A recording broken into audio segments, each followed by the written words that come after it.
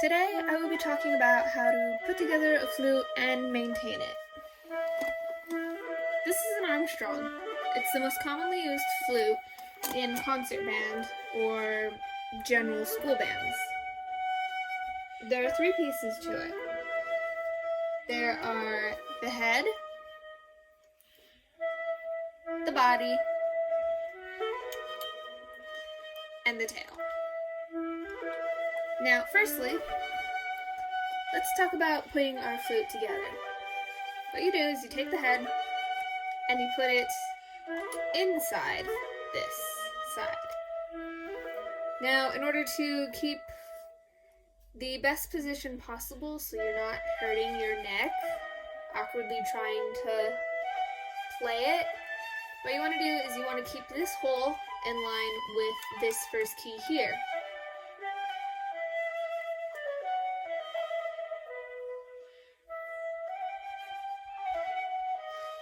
This will make it a lot easier and much more comfortable.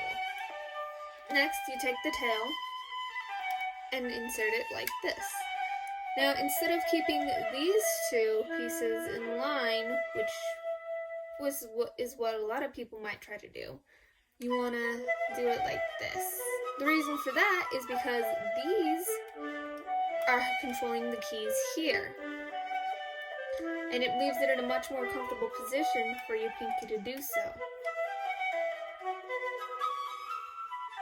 And that's how you put the flute together. Now, to tune a flute, what you want to do is take the head joint and get what is called the tuning rod. On the tuning rod, at this end here, are little lines. This can be inserted inside the flute, and you can determine whether or not you need to adjust your head joint. In order to adjust the head joint, you use this part here. You can unscrew it very easily, and if you look inside, you'll see this bit here. This is the cork. Now, this is very hard to remove, as it should be. If your cork is very easy to move, then you need to get it replaced.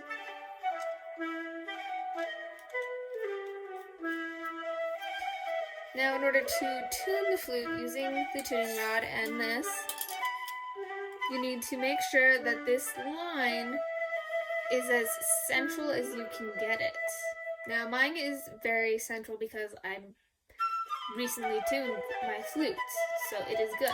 However, if the line isn't center and it's more further up, you can just unscrew this and push in. And if it is too low, then you can unscrew this and pull out.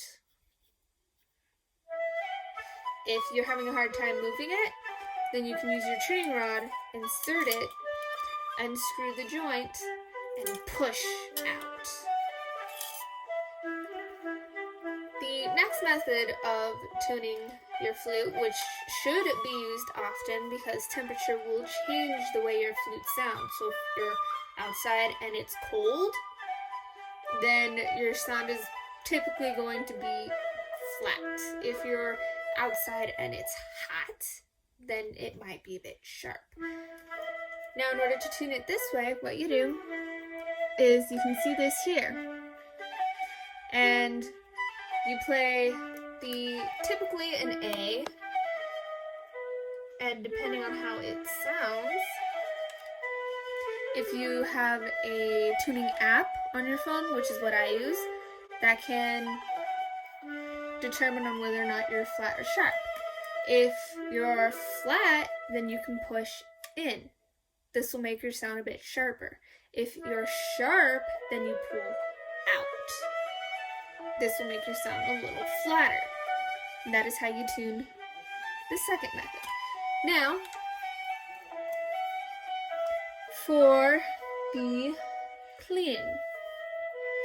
When you play your flute, typically for a long amount of time, a lot of spit will get inside of it. And moisture is not good for instruments. what you do is you can take out your head joint, then you will take your tuning rod and a clean cloth. You can insert the cloth like this through here and pull through. You will then take this and insert it inside your flute.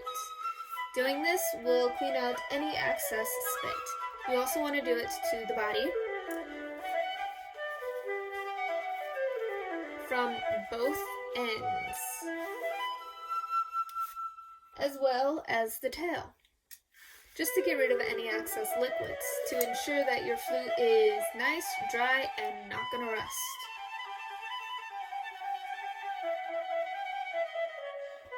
Finally, if you are in an area where it gets very dusty, I live in the desert, so that happens, this can be very handy when cleaning out hard to reach spaces that, say, some dirt got caught in, or even maybe some moisture because you got caught stuck in the rain. It can be very useful for that, especially when going through the keys. It can also be used for dusting, or if your flute is maybe a bit dry and needs some oil, you can use this and brush a little bit of oil along the key joints. Now, if your flute is making odd sounds or certain keys aren't playing the notes that they should be, you'll want to check. There are multiple ways to check it in case something funny is going on. The first check are these little wires here. Now, sometimes they move. Typically, this one is the one that moves the most, at least for my flute. If it comes undone like this, and it looks like that, then it's pretty easy to just move back into place.